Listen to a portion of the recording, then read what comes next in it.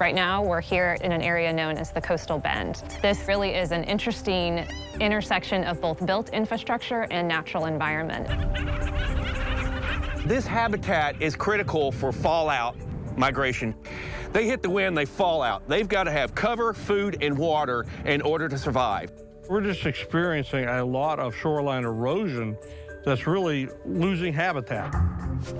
So whether you live right on the coast or 100 miles inland on a farm or in a rural community, what happens on your landscape does impact our bays and estuaries. There are myriad problems, and I thought one of the big ones is fertilizer runoff. I have to do something. The corridor that we have is where oil meets the water. That's what's happening here. Our goal is very simple, to be able to manage both responsibly.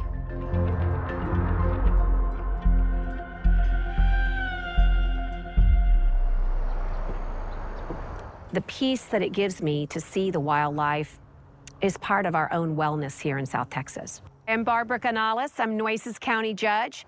The urban center of Nueces County is Corpus Christi, Texas. One of the exciting things that's happened during the last few years is that we've become the #1 export port in the country. And while creating a robust economy, we have not forgotten how important it is. If you really want to be a healthy economy, you want your environment to be healthy. We believe the first settlements of Nueces County were established right in this area. And its importance to the region is, of course, agricultural. There's a tremendous amount of crops that are raised here. We have had tremendous water quality issues in Baffin Bay, which of course originate from Petronila Creek. So we have a lot of work to do.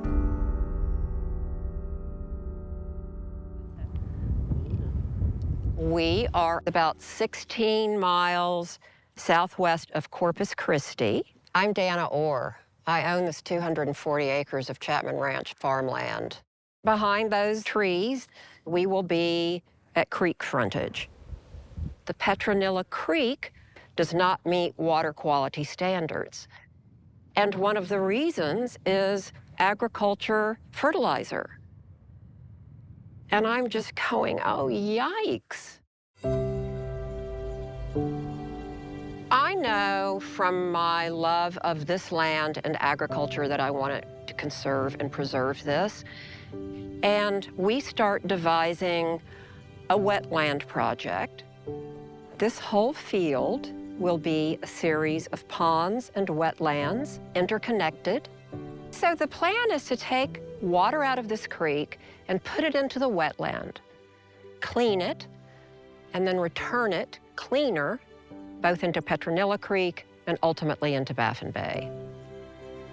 You've got a lot of trash. It gets flushed down these rivers and through these stormwater drains. So, but that's where we have our own personal responsibility, creating programs where you're encouraging whoever that landowner is to create that natural vegetative buffer zone that helps improve that water quality.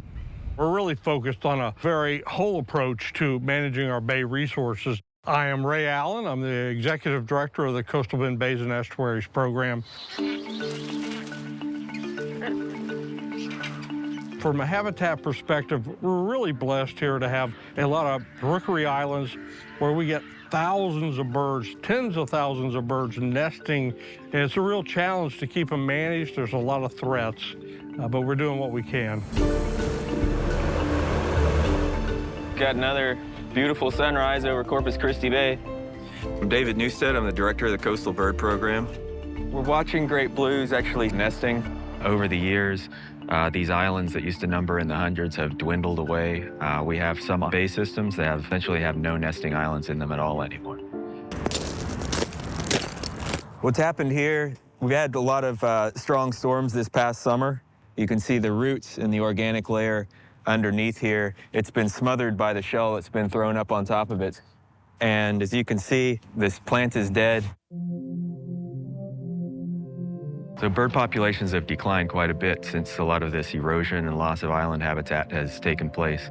We want to reverse those declines. We want to start seeing some positive trajectories to some of these species, and you simply cannot have that if you don't have suitable nesting habitat for the birds.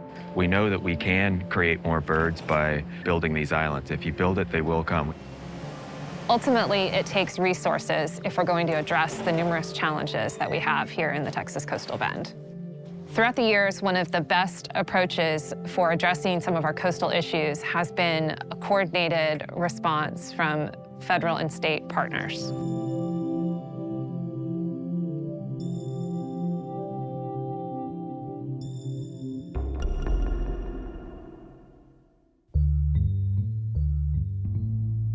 All the things that we love about living on the coast, particularly those beautiful species like our sea turtles and our birds, they were affected directly by Deepwater Horizon. So those populations that were affected closer to Louisiana and other parts of the Gulf, in order for them to rebuild, they have to have source stock. So the birds that nest around here can serve as sources that would later populate those areas and build resilience in the population.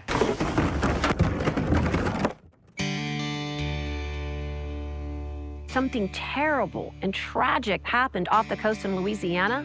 To be able to turn that on its head and pivot and say we Texans are invested in not only making sure that our Gulf Coast is preserved in a way that this habitat can thrive, but so that we can thrive along with them. We need these programs to exist so that we can plan for our future accordingly.